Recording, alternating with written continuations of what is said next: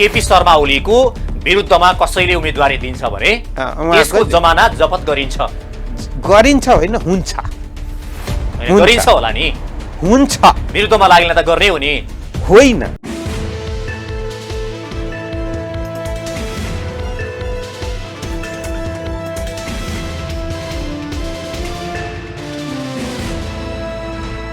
नमस्कार दर्शकवृन्द कार्यक्रम चक्रव्यूहमा हार्दिक स्वागत गर्दछु म हिमाल बस्नेत। आज हाम्रो कार्यक्रम अनुसार नेकपा एमालेका प्रभावशाली नेता पूर्व मन्त्री लालबाबु पण्डित नेकपा एमालेको महाधिवेशन नजिकै गर्दा नेकपा एमालेका नेताहरू नेकपा एमालेको यो 10औं महाधिवेशनमा नेतृत्व कसलाई प्रदान गर्ने भन्ने विषयमा दौडधुप चलिरहेको छ। यो महाधिवेशनले विशेष गरी नेता चयन गर्ने महाधिवेशन भएकोले गर्दा यो महाधिवेशनबाट नेकपा एमालेमा कस्ता खालका नेताहरूलाई अगाडि बढाउने र नेकपा एमालेको आगामी कार्यदिशालाई ती नेताहरूले बोध गरेर अगाडि बढाउन सक्ने नेताहरूलाई अगाडि सार्ने सम्भावना चाहिँ कतिको छ, एउटा विषय यो रह्यो। र विशेष गरी नेकपा एमाले भित्र सर्वसहमत नेतृत्व चयनको विषय उठेको छ। एउटा लोकतान्त्रिक पार्टी भित्र एउटा प्रतिस्पर्धा भन्ने हुन्छ, तर नेकपा एमाले सर्वसहमतिद्वारा नेतृत्व चयन गर्ने भन्ने विषय उठिरहँदा सर्वसहमतिले नेतृत्व चयन गरेर दिन खोजेको सन्देश के हो? यता नेपालमा पछिल्लो समय सर्वोच्च अदालतभित्र जुन विवाद देखियो त्यसमा पनि नेपालका राजनीतिक दलहरूले स्पष्ट धारणा बनाइसकेका छैनन्। सरकारले पनि यो विषयमा स्पष्ट धारणा दिन सकेको छैन र अहिले नेकपा एमाले पनि प्रधान न्यायाधीशले मात्रै नभएर जो हिजो फैसला गर्ने 5 जना न्यायाधीशहरूले राजीनामा दिनुपर्छ भन्ने विषय बाहिर आइरहेको छ। यो विषय पनि अहिले नेपालको राजनीतिक रूपमा एउटा किसिमको पेचिलो रूपमा अगाडि बढिरहेको छ। न्यायिक क्षेत्रमा हेर्ने हो भने त अझ यसले निकै ठूलो समस्या सिर्जना गरेको छ।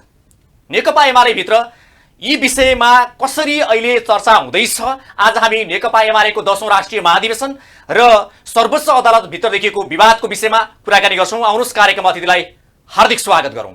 स्वागत छ कार्यक्रममा। धन्यवाद। आराम हुनुहुन्छ? ठीक छु। अब आज तपाईसँग मैले कुराकानी सुरुवात राष्ट्रिय महाधिवेशनले गरौं। नेकपा एमाले राष्ट्रिय महाधिवेशन यो 10औं महाधिवेशनमा सर्वसहमतिद्वारा नेतृत्व चयनको विषयको कुरा उठाएको छ। एउटा लोकतान्त्रिक पार्टीमा प्रतिस्पर्धा भन्ने हुन्छ, प्रतिस्पर्धा गर्दाखेरि पार्टीलाई जीवन्त राख्नको लागि यसले सहयोग गर्छ भनिन्छ, तर सर्वसहमतिद्वारा नेतृत्व चयन गरेर नेकपा एमाले दिन खोजेको सन्देश चाहिँ के हो? नेकपा एमालेको महाधिवेशनमा हामी लागिरहेका छौँ। वडा स्तर र पालिका स्तरको अधिवेशनहरू हामीले सम्पन्न गरेका छौँ। नेकपा एमाले एउटै मिति र समय तोकेर पहिलो पटक वडा स्तरीय पालिका स्तरीय अधिवेशनको सुरुवात गर्यो र सबभन्दा छोटो समयमा आफ्नो समयभन्दा अगावै महाधिवेशन गर्दैछ। नेकपा एमालेको महाधिवेशन गरी सक्नुपर्ने अन्तिम डेट भनेको 69 सालको वैशाख 11 गते हो। हामीले आफ्नो समयभन्दा 6 महिना अगाडि नै महाधिवेशन सम्पन्न गर्दैछौँ। नेपालका कतिपय राजनीतिक पार्टीहरू यहाँहरूले देख्नुहुन्छ, कतिपय सत्ताधारी पार्टीहरू पनि महाधिवेशन गर्न नसकेर आन्द्रादेखि बल लागिरहेको छ र तैपनि कति वर्ष लागेर त्यो महाधिवेशन सम्पन्न हुने हो त्यो थाहा छैन। तर नेकपा एमाले अठोट गरेपछि त्यो पुरा गर्छ। अब अर्को कुरा के हो भने हामी पूर्ण रूपमा देशको संविधान, ऐन कानुन र लोकतान्त्रिक विधि र प्रक्रिया अनुरूप नै स्थानीयदेखि लिएर अनि राष्ट्रिय तहसम्मको महाधिवेशन गर्छौँ। यसपटक अलिकति हामीले सहमतिलाई बढी जोड दियौँ। सहमतिलाई जोड दिनु भयो। सहमतिद्वारा नेतृत्व चयन गरेर दिन खोजेको सन्देश चाहिँ के थियो र के छ? एउटा प्रसङ्गले भनौँ कि हाम्रो पार्टीका केही नेताहरू चाहिँ भागेको स्थिति छ। र अर्को कुरा के हो भने धेरै राजनीतिक पार्टीहरूबाट नेकपा एमालेमा नेता सहित कार्यकर्ताहरू प्रवेश भएको स्थिति छ र अलिकति कम्युनिस्ट आन्दोलनभित्र भन्ने हो भने यो भगौडे प्रवृत्तिले र अलग अलग पसल थाप्ने जुन छ त्यसले एकअर्कालाई आलोचना गर्ने कुरा त छँदैछ, तर आलोचना नै आफ्नो पूर्ण सफलता हो भने ठान्ने जो छ आफू केही नगरिकन त्यो गलत प्रवृत्ति देखिएको छ र लोभ्याउने प्रवृत्ति पनि छ र प्रतिस्पर्धा चाहिँ स्वच्छ तरिकाले भयो र पवित्र उद्देश्यको साथ भयो भने त्यसले परिणाम राम्रो दिन्छ। तर प्रतिस्पर्धामा बार्गेनिङ चाहिँ भयो भने, अस्वस्थता भयो भने र अझै भन्नुहुन्छ भने मलाई जितायो भने त जितायो, होइन भने म अलग्गै बाटो तताउँछु भन्ने खालको पनि स्थिति रहेकोले गर्दाखेरि सधैँ प्रतिस्पर्धा नै सर्वोत्तम विकल्प हुन्छ भन्ने चाहिँ होइन। तर सहमतीय प्रणाली पनि लोकतन्त्रभित्र एउटा विकल्प, उत्तम विकल्प नै हो। त्यस कारणले गर्दा यो विकल्प भइरहँदा तपाईले भनिरहँदाखेरि विशेष गरी केपी शर्मा ओली खेमाका नेताहरू भनेर भनिन्छ। केपी शर्मा ओली खेमाको जुन नेताहरू या चाहिँ खेमालाई अगाडि सार्न र उहाँको चाहिँ वर्चस्व कायम राख्नको लागि सर्वसहमतिद्वारा नेतृत्व चयन गर्ने भन्ने विषय चाहिँ नेकपा एमाले भित्र उठाइएको हो भन्ने प्रश्न छ। यो चाहिँ गलत हो। किन गलत हो भने यदि पूर्ण रूपमा खुला प्रतिस्पर्धा भोट भएपछि एकअर्काको आन्द्राभरि केलाउने कुरा त भइहाल्छ। कति स्वस्थ कति अस्वस्थ भन्ने त थाहा पाइहाल्नुहुन्छ, होइन? केही पहिला हाम्रै बिचमा सार्वजनिक रूपमा भगौडाहरूसहित भएको कुराले त जनताको बिचमा सकारात्मक भन्दा त नकारात्मक सन्देश दियो नि। अब अर्को हामीसँग केही बाध्यता पनि थियो। के बाध्यता थियो भने हामी खुला हृदयका साथ धेरैलाई समेटेर लान चाहेको हो र यदि पूर्ण रूपको केही पनि अरू कुरा नसोचिकन खाली प्रतिस्पर्धा मात्रै छोडिदियौँ भने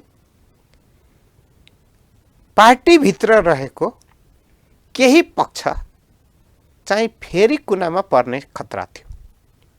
त्यो कुन पक्ष हुन्थ्यो खतरामा भने नयाँ प्रवेश गरेर आउनुभएका साथीहरू, एकीकरणमा आउनुभएका साथीहरू र अझै भन्ने हो भने 10 बुद्धेसँग जोडिएर आउनुभएका साथीहरू।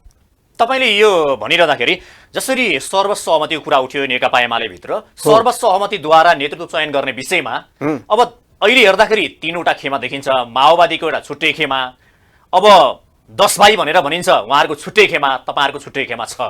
अब यो 3 खेमा बीच सर्वसहमतिको कुरा उठ्दाखेरि तीनै खेमा सर्वसहमतिद्वारा नेतृत्व चयन गर्ने विषयमा चाहिँ सहमत भएको। अब म आफै पनि जुन ठाउँमा जिम्मा लिया थिएँ, वार्डदेखि पालिका स्तरसम्म सर्वसहमति भएको र मैले मेरो मुखबाट म आफू केन्द्रीय सदस्यको हैसियतले जिम्मा लिएको ठाउँमा मेरो मुखबाट तपाईँ उठ्नुहोस् तपाईँ छोड्नुहोस् भन्ने एक शब्द कसैलाई भनिन। तर गरियो के भने आकाङ्क्षीहरू को हुनुहुन्छ निर्वाचन प्रक्रियाभन्दा पहिल्यै ल आकाङ्क्षीहरू जम्मा हुनु र आपसमा छलफल गर्नुहोस् भन्यो। त्यसपछि नोमिनेसनको प्रक्रिया गयो। नोमिनेसनको प्रक्रियामा गइसकेपछि नोमिनेसन गरेकाको बीचमा आपसमा छलफल गर्नुहोस्। म चाहिँ सुनेर बस्छु र 3 राउन्ड 4 राउन्ड कुराकानी भएपछि उहाँहरूले आवश्यक सङ्ख्यामा मात्रै रहने साथीहरूले सहमति गरेर अरूले लिखित निर्वाचन समिति समक्ष आफ्नो हस्ताक्षरले चाहिँ उम्मेदवारी फिर्ता लिनुभयो र सर्वसम्मति। यसबाट चाहिँ एउटा तपाईँले भने जस्तै सर्वसहमतिद्वारा नेतृत्व चयन गर्दाखेरि राम्रो सन्देश जाला, तर अलिकति पार्टीभित्र राम्रो योग्यता भएका नेताहरू, राम्रो छवि बनाएका र एउटा राजनीति गर्नको लागि योग्य इमान्दार व्यक्तिहरू चाहिँ प्रतिस्पर्धामा नै नआउने र अलि ठुलो खेमाले वर्षसु कायम गरेर सानो खेमा चाहिँ तलै पर्ने किनारामै पर्ने सम्भावना पनि त बढेर जाला नि त। मेरो चाहिँ मान्यता भन्नुहुन्छ भने तल पनि लागू गरेका छौँ। कमसेकम 1/3 युवा चाहिँ नयाँ इन्ट्री हुनैपर्छ, नयाँ इन्ट्री हुनैपर्छ र 1/3 चाहिँ रिटायरमेन्टको बाटोमा जानैपर्छ भन्ने मान्यता अन्तर्गत गएको। त्यसैले गर्दाखेरि हाम्रो पार्टीभित्र 70 वर्ष उमेर पनि छ। यसै पटक केही नेताहरू रिटायर पनि हुँदै हुनुहुन्छ। अर्को महाधिवेशनमा यो 70 वर्षले त प्राय धेरैजसो नेताहरू रिटायर हुनुहुन्छ। तपाईँलाई नि छुन्छ कि? मलाई छुँदैन। तर धेरैजसो अहिले राष्ट्रिय रूपमा चर्चित रहनुभएका नेताहरू रिटायरमेन्टमा जानु। अब मैले अर्को तपाईँलाई अहिलेको जुन र यहीसँगै मैले एउटा के राखेको हुँ भने अब झापा जिल्ला जहाँबाट प्रधानमन्त्रीज्यू आफै प्रतिनिधित्व गर्नुहुन्छ, 2टा निर्वाचन क्षेत्रमा त त्यहाँ चुनावै भयो त, स्वच्छतापूर्वक चुनाव भयो। तर के भयो भने नयाँ प्रवेश गरेका साथीहरू चाहिँ चुनावबाट आउनु भएन। अनि अहिले हामीले के गर्यौं भने प्रदेश स्तरीय जुन थियो कमिटी, त्यो कमिटीबाट छुटफुट भएका साथीलाई फेरि ल्यायो। मात्र चुनाव गर्दाखेरि त छुट्दो रहेछ नि त। तर एउटा कुरा चाहिँ अब यो राष्ट्रिय महाधिवेशनमा सर्वसहमति हुन्छ कि हुन्न भन्ने अलिकति राष्ट्रिय महाधिवेशनको भन्दा अलिकति अगाडि अहिलेको तपाईहरुले राष्ट्रिय महाधिवेशनको लागि छानिएका प्रतिनिधिको विषयमा कुराकानी गर्दाखेरि 1600 जना तपाईहरुले छान्नु भएका हैन? हामीले हाम्रो झनै 2250 जति छानिन्छ होला अनुमान गरे। अहिले 1600 छानिसक्नु भयो, अब आउँदैछ। यसमा चाहिँ टोपबहादुर रायमाझीले के भन्दै हुनुहुन्थ्यो भने हामीले 300 जना जति हाम्रा पूर्व माओवादी खेमाका भनौं चाहिँ अहिले हामी माओवादीबाट आएकाहरूको खेमाको चाहिँ 300 जना जति प्रतिनिधि छन्ने एउटा त्यो हाम्रो अपेक्षा थियो, तर 200 जना मात्रै छानिएको छ। यसमा चाहिँ किन यस्तो भयो भनेर हामी पार्टीमा कुरा उठाउँछौं भन्दै हुनुहुन्छ। यसबाट त अलिकति तपाईहरुले उहाँहरुको 100 जना कटौती गरेर या भनौं उहाँहरुको अपेक्षा भन्दा बाहिर गएर प्रतिनिधि छान्नु भयो भन्ने प्रश्न उहाँको नि त आयो नि। फेरि असन्तुष्टिका स्वरहरु त सुनिन थाले। फेरि अब केही नेताहरुमा असन्तुष्टि हुन सक्छ। त्यो के हो भने अहिले महाधिवेशन प्रतिनिधि छानिएकोमा असन्तुष्टि भन्दा पनि केही कुरा राखेर अनि चाहिँ राष्ट्रिय महाधिवेशनमा चाहिँ स्थान खोज्ने असन्तुष्टिको रूपमा देखिने हुन सक्छ। मैले जुन अघि पनि मैले भने बार्गेनिङ चाहिँ हरेक कुरामा बार्गेनिङ गर्ने हो भने एकता कमजोर हुन्छ, विश्वास कमजोर हुन्छ, योग्यता र क्षमता चाहिँ कमजोर छ भने देखिन्छ। मैले यो किन भन्न खोजेको हुँ भने कमजोर पक्षले आरक्षण खोज्छ, बलिया पक्षले जहिले पनि जस्तो सुकै भए पनि म प्रतिस्पर्धा गर्छु भन्ने स्थिति हो। अब नयाँ नयाँमा त्यो पनि अलिकति हुन्छ, तर नेकपा एमालेमा कति नेता कहिलेदेखि र कति समूह कहिलेदेखि र कतिवटा राजनीतिक पार्टी कहिले कहिलेदेखि चाहिँ समाहित भएर आउनु भएको छ। खोज्ने हो भने पत्र केलाउने हो भने त्यो कहाँ पुग्छौँ भने त्यो उहिले भुरे टाकुरे राजाहरूको इतिहास पढे जस्तै ठाउँमा हामी पुग्छौँ। तपाईँले अघि एउटा कुरा गर्नुभएको थियो नि, 1/3 युवाहरूलाई अगाडि बढाउने कुरा गरिरहँदाखेरि अहिले तपाईँहरूले जसरी प्रतिनिधि छनौट हुँदै गर्दा 1/3 नयाँ युवाहरू छानिएका छन् त? कि भन्नको लागि मात्रै भन्नुभएको हो कि होइन? कार्यान्वयनमै तपाईले लानु भएको छ? मैले चाहिँ त्यो दिशा पक्रिनुपर्छ पार्टीले भने हो।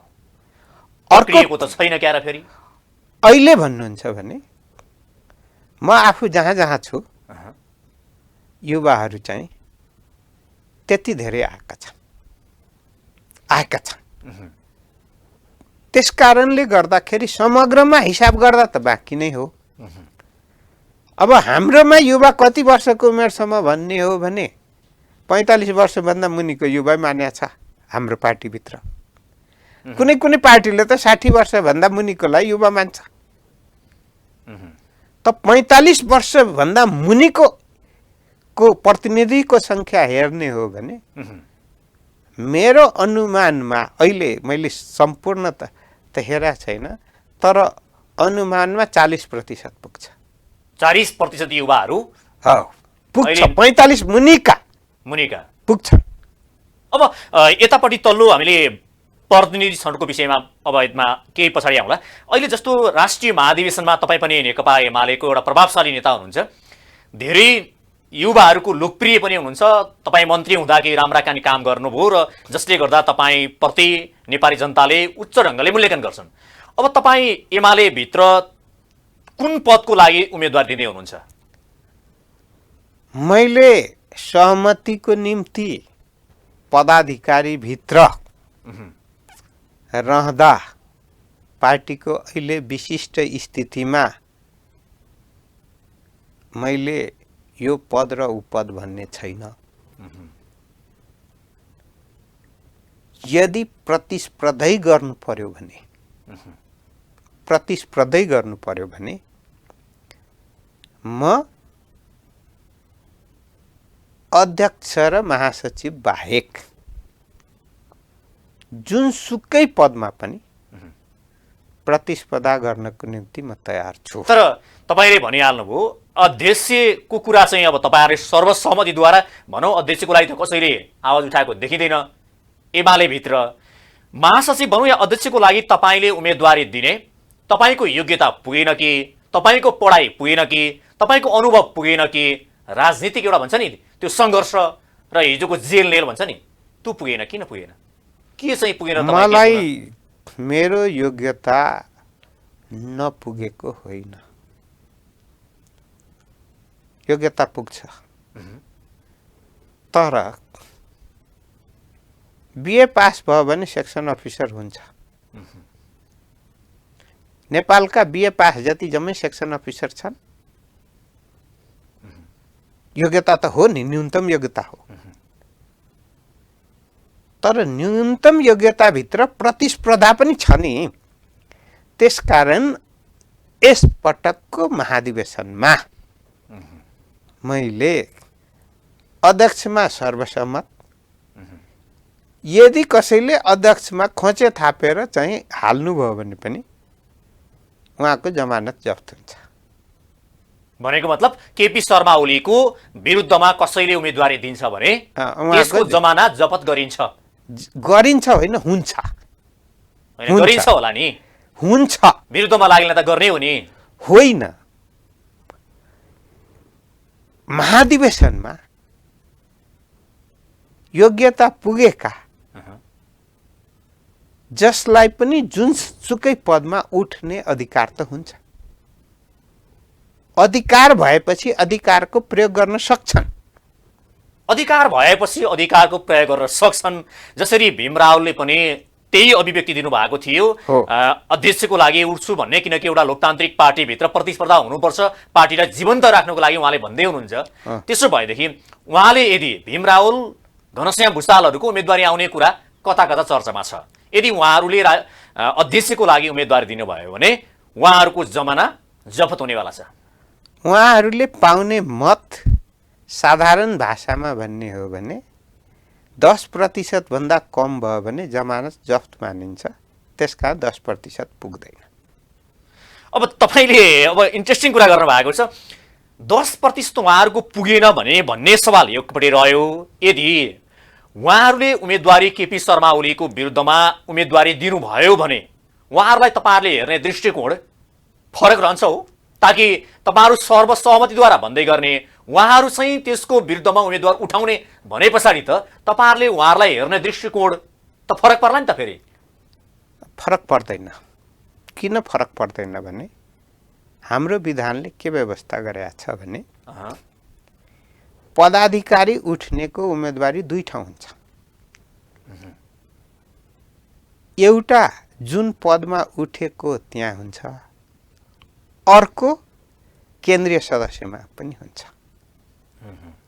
केन्द्रीय सदस्यमा पनि हुनेले पदाधिकारी हार्ने केन्द्रीय सदस्य जित्ने विगतमा मैले पदाधिकारीमा अलिकति मत पुगेन केन्द्रीय सदस्यमा हाईएस्ट 6औं मत थियो हाईएस्ट 6औं मत थियो म केन्द्रीय सदस्य र पोलिट ब्युरो भएर मैले काम गर्दै आएँ यसपटक पनि के छ भने 15 जना चाहिँ पदाधिकारीको विकल्पमा 15 जना चाहिँ प्रतिस्पर्धामा आउनुभयो भने नेताहरू त प्रतिस्पर्धामा आउनुहुन्छ त पदाधिकारीमा हारेपछि केन्द्रीय सदस्यमा उहाँ जित्नुभयो भने अनि केन्द्रीय सदस्य भएर काम गर्ने र कमिटीले फेरि थाई कमिटी बनाउने भएकोले गर्दा थाई कमिटीको टिमभित्र 15 भित्र अटाइएन भने 45 भित्र त अटाइन्छ त्यस कारणले गर्दा पर पुग्ने बाटो हामीले कुनै चाहिँ 5 वर्ष अर्को महाधिवेशनसम्म चुप लागेर अथवा थोरै काम गरेर बस्ने ठाउँ त्यस्तो हुँदैन तर तपाईले भनिरहनु मैले एउटा प्रश्नलाई के गरे यसैमा म भन्छु गएको महाधिवेशनमा एकजना पदाधिकारी पनि हार्नुभयो केन्द्रीय कमिटी पनि हार्नुभयो पछि नेतृत्वले मनोनित गरेर थाई कमिटीसम्म ल्याउनु भनेको मतलब सबैलाई भाग दिइन्छ पुर्याइन्छ भन्ने हो भाग दिइन्छ पुर्याइन्छ भन्ने होइन आवश्यकता र परिस्थितिले र अझै भन्ने हो भने पहिला त अलिअलि चाहिँ यसो धाप मार्दिने पनि अलिअलि भएको पनि छ तर अब त्यस्तो चाहिँ हुँदैन मैले तपाईले एउटा प्रश्न के गर्न खोजेको थिएँ भने हुन त एउटा चाहिँ गुट भनौँ अहिले गुटिए एउटा चाहिँ हिसाबमा हेर्ने हो भने तपाईहरुको चाहिँ पंक्तिको हिसाबमा हेर्ने हो भने केपी शर्मा ओली नेकपा एमाले भित्र बलियो रूपमा हुनुहुन्छ यति बेला तर बाहिरी रूपमा कतिपय मान्छेहरूले के पनि भनेको सुनियो भने अब केपी शर्मा ओलीले पार्टी अध्यक्ष भएर नि चलाइसक्नु भयो प्रधानमन्त्री पनि भइसक्नु भयो उहाँ अलि शारीरिक रूपमा भन्दा पनि अलि केही रूपमा चाहिँ अरु भन्दा केही अब दुई पटक चाहिँ किडनी फेरेको व्यक्ति उहाँ भन्दा एमाले भित्र भीम रावलहरू अध्यक्षमा आउने र उहाँहरूले पार्टीको नेतृत्व गर्ने हो भने चाहिँ एमाले नयाँ ढंगबाट नयाँ पुनर्जन्मको अवस्थाबाट अगाडि बढ्छ भनेर पनि कता कता भन्दा रहेछन्। यसमा तपाईँहरूलाई चाहिँ भीम रावलहरू जस्ता व्यक्तिहरूलाई अगाडि ल्याउनु पर्छ भन्ने विषयमा चाहिँ कतै तपाईँहरूको यसो छलफल चाहिँ भएको छ कि छैन? अब माथिल्लो तहमा नेताहरूको बीचमा आपसमा केही भएको भए मलाई थाहा छैन। त यदि सामान्य परिस्थिति भएको भए अब हाम्रो पार्टी अध्यक्ष पूर्व प्रधानमन्त्रीज्यूले एकचोटि घोषणा गर्नुभएको थियो कि म चाहिँ अध्यक्ष पनि छोड्छु र प्रधानमन्त्रीको लागि आगामी निर्वाचन म फाइट गर्दिनँ भनेर चाहिँ पुरानो प्रसङ्ग मैले भने। त्यो पार्टीलाई नेताहरू नभागुन् भनेर। अहिले भगौरा नेताहरू हुनुहुन्छ नि, उहाँहरू नभागुन् भनेर भनिदिएको। नभागुन् बसेको भए नि प्रतिस्पर्धा त भइ नै हाल्थ्यो। बसेको भए प्रतिस्पर्धा हुने थिएन। उहाँ बाहेकको नेताहरूको फेरि बोलेको त कहाँ टुङ्गो हुन्छ र नेताहरूको भन्नको लागि पो भन्दिने हो त, ताकि उहाँहरूलाई त्यही राख्नको लागि भन्ने। अब उहाँहरू आउनु भएको भए फेरि सबै कुरामा अविश्वास गरेर जाने हो भने हाम्रो जीवन केले चलेको छ भने विश्वासले न हो, आशाले न हो, भरोसाले न हो। विश्वास त अहिले पनि नगरेको त होइन, तर विश्वासमा त्यसै कारणले गर्दाखेरि अहिले शारीरिक रूपमा केही अप्ठ्यारो भए पनि अहिले चाहिँ यो पटक हाम्रो अध्यक्ष केपी शर्मा ओलीसँग प्रतिस्पर्धा गर्ने स्थिति र उहाँले छोड्ने स्थिति अहिले छैन। किनकि एमालेलाई अहिलेको चाहिँ अवस्थाबाट माथि उठाउन सक्ने केपी शर्मा ओली भन्दा अर्को नेता अहिले छैन, यथार्थ हो। तर एमाले भित्र नेता छैन भने होइन, नेता छन् तर एमालेलाई हाँक्न सक्ने यो अवस्थामा 5 दलीय गठबन्धनसँग भिड्न सक्ने छैनन् भन्न खोज्नु भएको हो। मैले त अस्ति एउटा इन्टरभ्यूमा भनेको थिएँ कि अहिले देशको राजनीति दुई ठाउँमा केन्द्रित छ। एकतिर हाम्रो अध्यक्ष केपी शर्मा ओली पूर्व प्रधानमन्त्री को वरिपरि घुमिरहेको छ, अर्को गठबन्धन र त्यसको नेता शेरबहादुर देउपाको वरिपरि घुमिरहेको छ। गठबन्धन कस्तो छ भने एकचोटि केपी शर्मा ओली हाम्रो अध्यक्षले नयाँ कुरा ल्याउनु भयो भने र आफ्नो निर्णय आफ्नो अभिव्यक्ति दिनुभयो भने यी गठबन्धनका नेताहरू जति छेडभालु भइरहेछ। मैले उदाहरण दिएको थिएँ।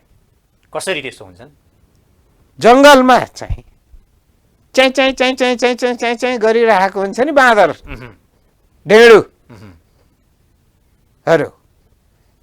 एउटा बाघ चाहिँ हक्राक गर्न साथ चाहिँ मुटु फुट्छ र फुटफुट झर्छ, त्यही रुखबाट फुटफुट झर्छ। जबकि बाँदर सबभन्दा बढी चाहिँ रुखमा जम फान्ने कला जान्ने हो,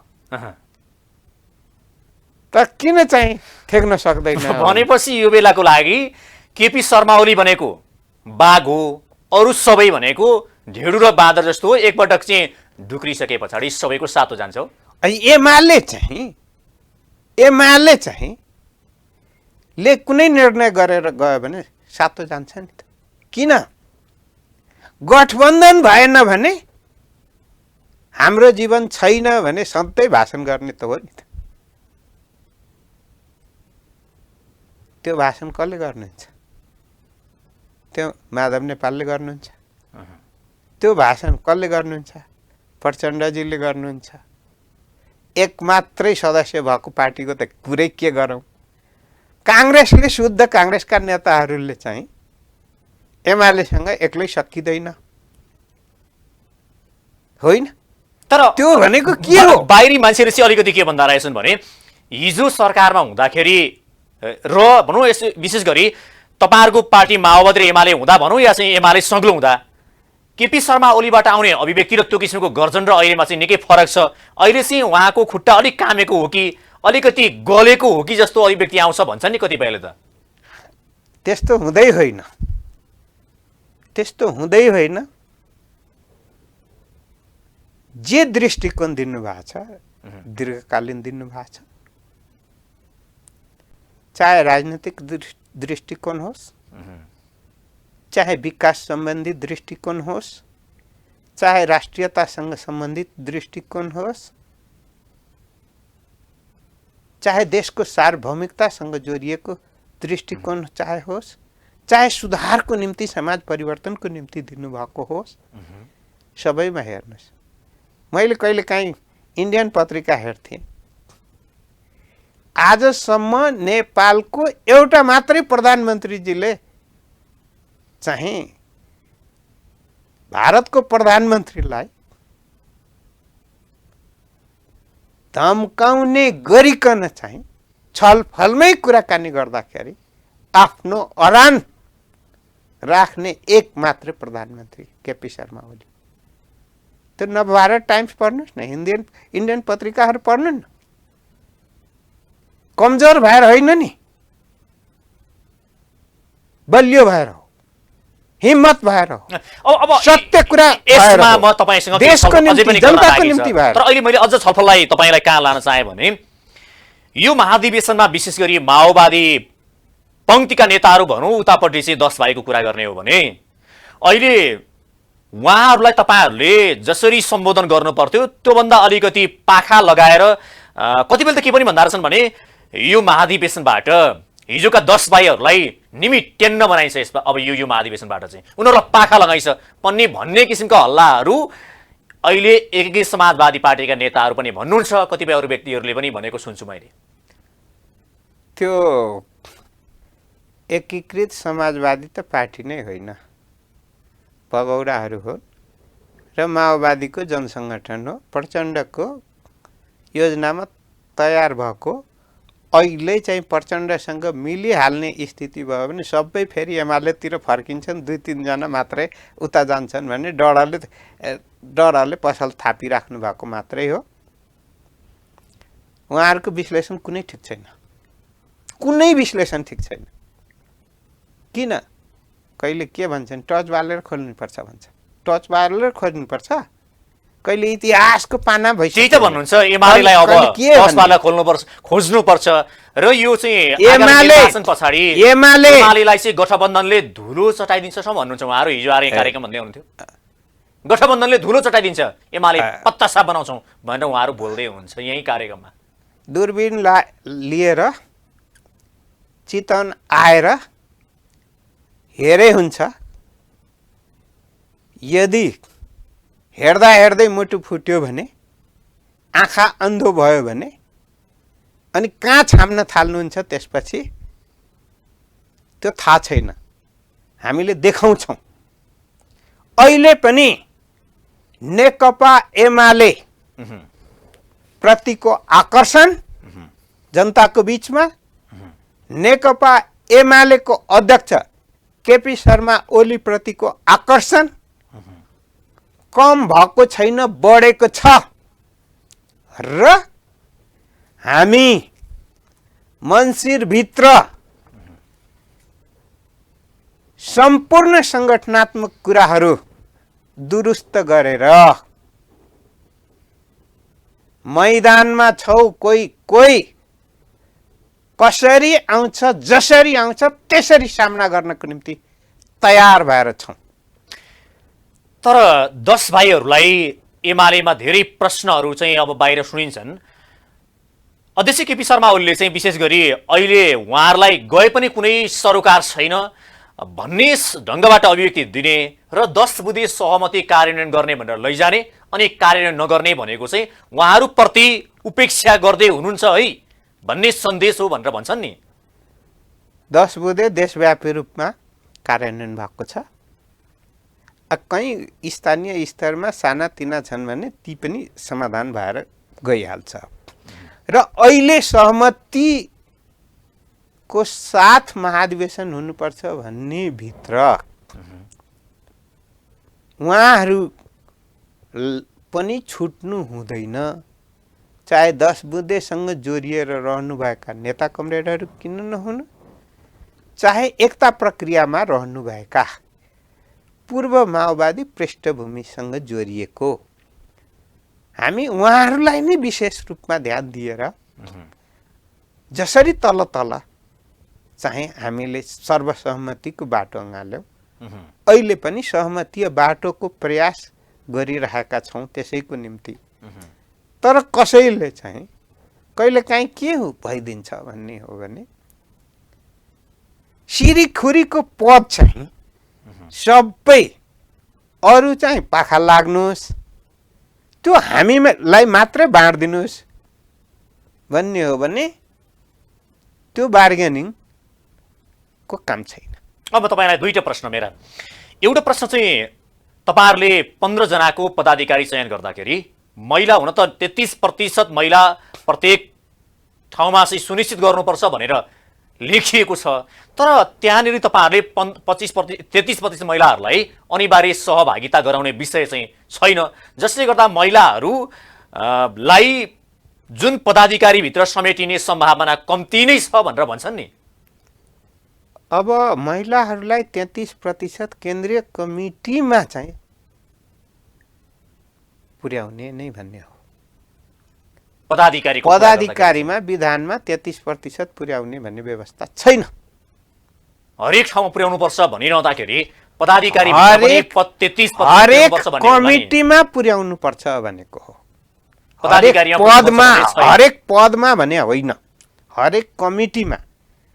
वार्ड गठन गर्दा हामी 33%, पालिका गठन गर्दा 33%, प्रदेश गठन गर्दा 33%, जिल्ला कमिटी गठन गर्दा 33%, केन्द्रीय कमिटी गठन गर्दाखेरि 33%। तर पदाधिकारीमा चाहिँ 33%। पदाधिकारी पनि केन्द्रीय कमिटीकै भाग हो, त्यस कारणले पदाधिकारीलाई अलग रूपमा बुझ्नु हुँदैन। यतापट्टि तपाईँले अघि भन्नुभयो सर्वसहमतिद्वारा नेतृत्व चयन भयो भने अध्यक्ष र महासचिव बाहेक मेरो चाहिँ त्यहाँनिर एउटा किसिमले प्रतिस्पर्धा हुन्छ भन्नुभयो। खासमा तपाईँले यो राष्ट्रिय महाधिवेशनमा 10औं राष्ट्रिय महाधिवेशनमा तपाईँको उम्मेदवारी चाहिँ ठ्याक्कै कुन पदको लागि हो? मैले चाहिँ अब 9 महाधिवेशनमा उपाध्यक्षमा दिएको हुँ। अहिले मैले पदाधिकारी भित्र चाहिँ भन्या छु, तर नेतृत्वसँग पनि छलफल गरिरहेको छु र सहजता बनाउनको निम्ति पनि लागिरहेको हुँ। किनभने हाम्रो पार्टी र हाम्रो पार्टीको नेतृत्वलाई सहजता पनि अहिले दिनु आवश्यक भएकोले गर्दाखेरि मैले 2टा पद बाहेक जुनसुकैमा पनि उम्मेदवारी हुन सक्छ, जुनसुकैमा पनि सहमति हुन भनेर तपाईँले अहिले जुन घोषणा गर्नु भएको छैन त्यो किसिमको चाहिँ मेकानिजम बनाइसक्नु भएको छैन। मैले आइसक्यो त, अब कति दिन बाँकी छ र? आइसक्यो। अब त निर्णय लिने बेला भएन र भनेको। अब निर्णय लिन्छु। ढिलो गऱ्यो भने त पछि परिएला नि फेरि। परिदैन। मलाई यति विश्वास छ, होइन सोझा सिधा इमानदार नेताहरूलाई त पाखा लाउने क्रम त प्रत्येक पार्टीहरूमा छ। तपाईँ पनि इमानदार नेताको छवि बनाउनु भएको नेता हुनुहुन्छ, तपाईँलाई पनि त्यही अनुसार चाहिँ पाखा लाउने ढङ्गबाट निर्णय होला नि फेरि ढिलो गर्नु। 8औं महाधिवेशनमा केन्द्रीय कमिटीबाट सबै नेताहरूको र्याङ्किङ लिने हो नि, पदीय हिसाबले अलग हो। सबभन्दा बढी भोट पाउने 4थो नम्बरमा मेरो हो। 9मा हो भने केन्द्रीय कमिटीमा सबभन्दा बढी भोट ल्याउनेमा 6ठौँ नम्बरमा भोट हो महाधिवेशनमा है। अब मैले त्यसपछिको अवधिमा भन्नुहुन्छ भने पार्टीको हित बाहेक अहित कुनै कामै गरेको छैन। तर के हो भने अलिकति लचिलो भइदिँदाखेरि अहिलेको परिस्थितिमा पार्टीलाई अगाडि बढ्न र बढाउनमा सहयोग पुग्छ। त्यस कारणले गर्दाखेरि मैले हतारमा यही पदको मैले घोषणा गरेका छैन। र त्यो हतार गर्ने नयाँ नयाँ मान्छेलाई चाहिँ हतार लाग्दो रहेछ क्या। कहिले गर्नुहुन्छ त अब? नयाँलाई किन हतार लाग्छ भने मेरो चाहिँ नाम अरूले सुन्छ कि सुन्दैन, चिन्छ कि चिन्दैन भन्ने होइन। लालबाबु पण्डितलाई नेकपा एमाले राम्रोसँग चिनेको छ, सम्मानजनक स्थानमा राख्छ, त्यसमा तपाईँ ढुक्काउनुहुन्छ? मलाई देशबाट आउने प्रतिनिधिले 90% प्रतिनिधिले सिधै मसँग कुनै न कुनै रूपमा भेटघाट गरेर छलफल गर्नुभएको, सम्बन्ध सम्पर्क गरिएको र रहेको स्थिति भएकोले गर्दा नचिनिने प्रश्नै भएन। मेरो कामलाई नबुझ्नु भएको स्थिति नै छैन। पार्टीलाई आजसम्म राजनीतिक रूपमा भन्दाखेरि झनै 50 वर्ष भयो राजनीतिप्रति झुकाव रहेको र त्यसमध्ये 44 वर्ष त सक्रिय राजनीति भयो। त्यसैभित्र जेल नेल भूमिगत लिएर प्रतिनिधि राम्रै सर्टिफिकेट बनाउनु भएको छ तपाईँले। नेकपा एमाले भित्र यहाँ त जेलको कुरा आउँछ, नेलको कुरा आउँछ। कहाँ पुगेको छैन म।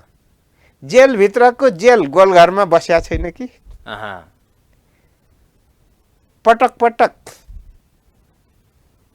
काठमाडौँका, विराटनगरका,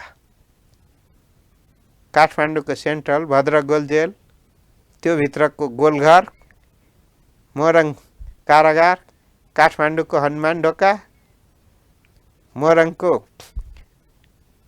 एसपी अफिस, डिआइजी अफिस, कहाँ बस्या छैन। ठिक छ, अब मैले यो विषयलाई यहीँ क्लोज गरेँ। अब सर्वोच्च अदालतभित्रको विषयमा कुराकानी गर्न चाहन्छु।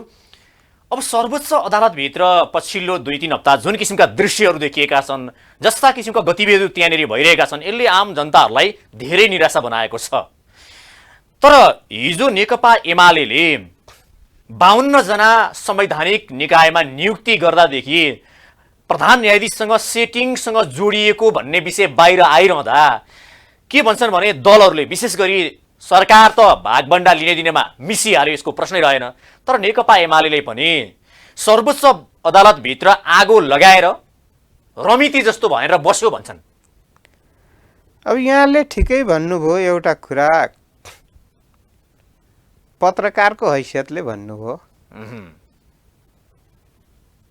नेकपा एमालेसँग सेटिङ भएको भए नेकपा एमालेको सरकार जाँदैन थियो, परमादेश जारी हुँदैन थियो।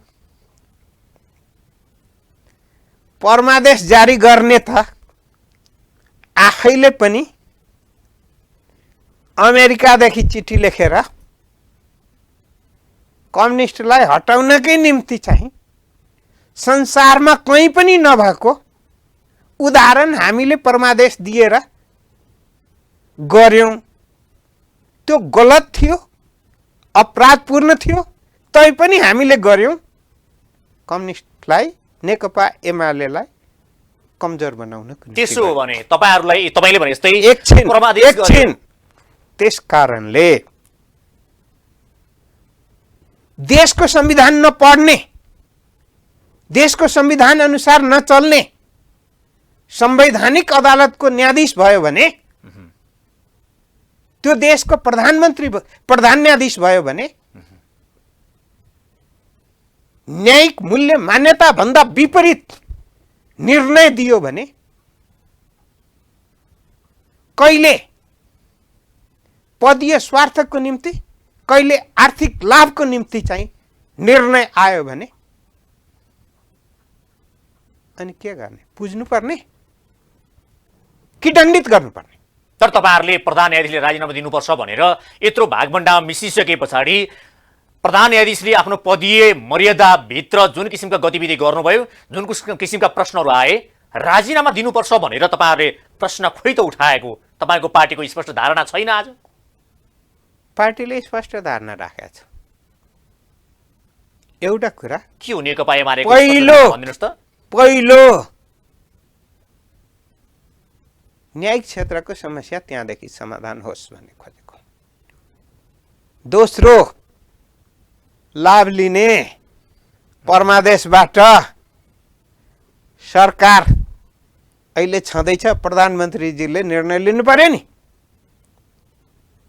तेस्रो, गलत निर्णयमा जो सहभागी थिए, सेटिङमा जो थिए सबै दण्डित हुनुपर्छ। त्यही त सेटिङमा जो थिए तपाईँहरूले भनेको अन्य 4 जनाले पनि राजीनामा दिनुपर्छ भन्ने तपाईँहरूको माग हो। यसबाट चाहिँ के भन्छन् भने एमाले घुमाउरो तरिकाबाट 4 जनाले राजीनामा दिनुपर्छ अन्य भनेर प्रधान न्यायाधीशलाई जोगाउने किसिमको अभिव्यक्ति गरिरहेको छ, प्रधान न्यायाधीशलाई जोगाउने किसिमले भूमिका खेलिरहेको छ भन्ने आरोप लाग्छ क्या तपाईँहरूलाई? यो गलत कुरा हो। लिएर आउनुहोस् न, गठबन्धनको सरकार छ, संख्या छ, अविश्वासको प्रस्ताव लिएर आउनुहोस् न। त्यसको लागि नेकपा एमाले तयार हुन्छ अविश्वासको प्रस्ताव पारित गर्नको लागि? लिएर आउनुहोस् न। दण्डित गर्न तयार हुनुहुन्छ भने प्रस्ताव लिएर आउनुहोस्। गलत गर्नेलाई नेकपा एमाले दण्डित गर्ने पक्षमा लाग्छ कि लाग्दैन भन्ने कुरा चाहिँ कांग्रेसको नेताहरूले भन्नुहुन्थ्यो कि नेकपा एमाले महाअभियोग प्रस्ताव पारित गर्नको लागि भूमिका खेल्दैन, जसले गर्दा हामी अगाडि बढ्न सकिरहेका छैनौँ, हाम्रो बहुमत छैन भन्दै हुनुहुन्थ्यो। अनि सरकारमा भोट लिँदा कति लिनु भएको थियो नि? बहुमत छैन, 2/3 पुर्याउनु पर्छ अरे नि त। 2/3 पुगेन, प्रस्ताव लिएर आएपछि न हो। प्रस्ताव ल्याउनमै छेरबालु भइरहेका गठबन्धन चाहिँ अनि तिनको कुरा विश्वास गरेर अनि यही नै सत्य हो भन्ने, जसको जग्गै सत्यमा उभिएको छैन, जग्गै सत्यमा उभिएको छैन, जग्गै अन्यायपूर्ण छ, कपटपूर्ण तरिकाले छ, अनि जसले लाभ अहिले गठबन्धनको लागि दियो, प्रधानमन्त्रीलाई दियो, त्यही प्रधानमन्त्रीले अविश्वास प्रस्ताव ल्याउँछ भने यदि ठान्ने हो भने यो बुझाइमा ठुलो खाडल छ। यो बुझाइ गलत हो। त्यसो हो भने तपाईँले भने जस्तै अब मन्त्रीको विषयमा कुराकानी आइसके पछाडि प्रधान न्यायाधीशले को कोटाबाट मन्त्री बनेको विषय आइरहँदाखेरि जसले मन्त्री लिएको र दिएको बीचमा कुरा उठ्यो, प्रधान न्यायाधीशको राजीनामा तपाईँहरूले भन्नुभएको छ, अन्य 4 जनाले पनि राजीनामा दिनुपर्छ भन्नुभएको छ। तर प्रधानमन्त्रीको विषयमा त तपाईँहरू प्रश्न उठाउनुहुन्न, किनकि नैतिकताको आधारमा उहाँले पनि यदि भाग दिएको हो भने त उहाँप्रति पनि त प्रश्न उठाउनु पर्ला, राजीनामा माग्नु पर्ला, पर्दैन र? पहिला जग कहाँ छ त? जग त अहिले अदालतै हो। अनि अपराध त्यहीँदेखि भएको, अन्याय त्यहीँदेखि भएको हो, विचलन त्यहीँदेखि भएको, दुराग्रह त्यहीँदेखि भएको। त्यस कारणले त्यो गलत गर्ने एक्लै गरे होइन नि, सामूहिक हो। त्यो संवैधानिक अदालतको फैसलामा कसैको विमति छ? छैन नि। एक्लै प्रधान न्यायाधीश एकतिर र अरू एकतिर भयो भने त्यो फैसला हुँदैन नि। बराबर राइट हुन्छ, बराबर अधिकार हुन्छ कानुनले। त्यस कारणले प्रधान न्यायाधीशतिर सोझ्याउने, अरू बराबर भाग खाने चाहिँ अनि अपराध गर्नेहरू अनि ती निर्दोष हुन्छ। तर आज तपाईँहरूले भन्नुभयो तर 18 जना न्यायाधीशहरू एकापट्टि, प्रधान न्यायाधीश मात्रै एकापट्टि हुनुहुन्छ। 18 जना न्यायाधीशहरूले त हिजो अस्ति निर्णय गरेर प्रधान न्यायाधीशलाई इजलासमा बस्न र इजलास तोक्नको लागि जुन किसिमको उहाँको अधिकार थियो त्यो कटौती गरिसकेका छन्। यो हेर्दाखेरि सिङ्गो दोषी त प्रधान न्यायाधीश मात्रै हो भन्ने किसिमले उहाँहरूले अभिव्यक्ति र त्यो 18 जनाको गोलबन्दले त त्यो देखाउँदैन र? प्रधान न्यायाधीश नयाँ र अझै खराब व्यक्ति चाहिँ बनाउनको निम्ति यो चाल हो। एउटा कुरा। अर्को कुरा, न्यायाधीश चाहिँ आन्दोलन गर्छन्, सडकमा आन्दोलन भयो भने ठिक र बेठिक न्यायालयमा मुद्दा जान्छ। उद्योगमा हडताल भयो ठिक र बेठिक चाहिँ न्यायालयमा जान्छ। सर्वोच्च अदालतले चाहिँ हडताल गर्यो भने कसले फैसला गर्छ? बसाउनु दायित्व भनेको त कि संसदको हो, राजनीतिक दलहरूले पनि एउटा निर्णय लिनु पर्ला। तपाईहरू पनि त रमिते भएको हुनाले यो प्रश्न उठ्यो। संसदमा प्रश्न आउन साथ हामी जवाब दिन्छौँ र हामी निर्णय आफ्नो विवेक प्रयोग गर्छौँ। त्यसै कारणले गर्दाखेरि परमादेश पनि संसारभरि नहुने, न्यायाधीश आन्दोलन गर्ने सर्वोच्च अदालत चाहिँ संसारभरि नहुने,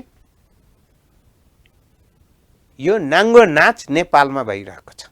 तर आज न्यायालय भनौँ या न्यायालयभित्र या चाहिँ प्रश्नै गर्ने हो भने त प्रत्येक संवैधानिक अङ्गभित्र राजनीतिक भागभण्डा भयो, जसले गर्दा यो अवस्था सिर्जना भयो भनेर भन्छन्। जसरी सर्वोच्चभित्र यो अवस्था सिर्जनामा आउनुमा नेपालका राजनीतिक दलहरूले भागभण्डाका आधारमा न्यायाधीश नियुक्ति गर्ने, सारा सेटिङ गर्नको लागि च्यानल प्यानल मिलाउने, यसले गर्दाखेरि राजनीतिक दलले न्यायालयलाई पनि बर्बाद बनाए भन्छन्। त्यसको भागीदारी तपाईँहरू पनि हो। ठिक छ, हामीले कति दोष लिनुपर्छ लिउँला, तर यो फैसला जति हुन्छ नि, अहिले कतिपय वरिष्ठ अधिवक्ता र अधिवक्ताज्यूहरूले कुनै मुद्दामा यो न्यायाधीशै बस्नुपर्छ अनि फैसला यसरी नै गरिदिनुपर्छ, न्यायिक माग यो आफूले भने अनुसार नगरेको हुनाले गर्दा अदालत चल्न दिन्न, बेन्च बस्न दिन्न, फैसला बाहिरबाट हुनुपर्छ, फड्के किनाराको साक्षी न्यायाधीश बस्नुपर्छ, हामीले लिने स्वार्थबाट भाग उनलाई पनि दिन्छौँ भन्ने हो भने नेपालको न्याय क्षेत्र भन्दाखेरि मैले चाहिँ न्यायाधीश मात्रै भने होइन। त तपाईहरुको यो बुझाइ अलिकति यो चाहिँ मैले कसरी भन्न खोजेको छु भने 18 जना सबै न्यायाधीश एकजुट भइरहँदाखेरि तपाईहरुले 4 जनाको प्रश्न उठाइरहँदाखेरि यदि तपाईहरुले भने जस्तै 4 जनाले राजीनामा दिनुपर्छ या चाहिँ कि हिजो परमादेश दिने भन्ने हो भने त त्यही भित्र न्यायाधीशहरूले ती 4 जना विरुद्ध चाहिँ प्रश्न किन उठाएनन् त? आज प्रधान न्यायाधीशको बारेमा मात्रै किन प्रश्न उठाइरहेका छन् त? अहिले प्रधान न्यायाधीश भन्दा अझै त्यहाँ भित्र भूमिका खेल्ने मान्छे चाहिँ मूल भूमिका खेल्ने मान्छे टुप्पोमा नपुगेकोले अझै यो भन्दा बढी अपराध गर्न चाहिँ ठाउँ रोकिने हो कि भनेर त्राहिमाम भएर लोभमा लाग्नेहरू र लोभमा लगाउनेहरूले जुन भूमिका खेलिरहेका छन् त्यो देश र जनताको हितमा छैन। न्याय क्षेत्रमा भन्ने हो भने अहिले त प्रश्न उठेको छ केही कुरामा, तर न्याय क्षेत्रको कलङ्कित इतिहास नबनोस् भन्ने शुभेच्छा हामीले दिन सक्छौँ। मेरो अन्तिम प्रश्न तपाईलाई सठिक मागे। न्यायालयको तपाईले भने जस्तै 4 जना न्यायाधीशले या 5 जना न्यायाधीशले प्रधान न्यायाधीशले राजीनामा दिँदैमा समस्याको समाधान त पक्कै पनि हुँदैन, किनकि हिजोदेखि जगटिएर रहेको राजनीतिक भागभण्डा भन्छन्, विभिन्न किसिमको कुराहरू भन्छन्। न्यायालयलाई शुद्धिकरण गर्नको लागि तपाईको विचारमा, तपाईँ एउटा स्पष्ट नेता, इमानदारी नेता, लालबाबु पण्डितको नजरमा न्यायालयलाई शुद्धिकरण गर्ने त्यस्तो अचूक उपाय, सञ्जीवनी बुटी भन्छ नि, के हुन सक्छ? न्यायाधीशको सम्पत्ति सार्वजनिक गरिदिनुस्, परिवार सहितको, र न्यायाधीश पनि तल्लो अदालतको न्यायाधीशले अपराध गरेका छ भने आफूभन्दा माथिल्लो अदालतले न्यायाधीशलाई पनि दण्ड दिने, मुक्त गर्ने होइन, जेलै हाल्न सक्ने गरिकन व्यवस्थापन गर्यो भने न्यायपालिकाभित्र धेरै सुधार हुन्छ भन्ने मैले देख्छु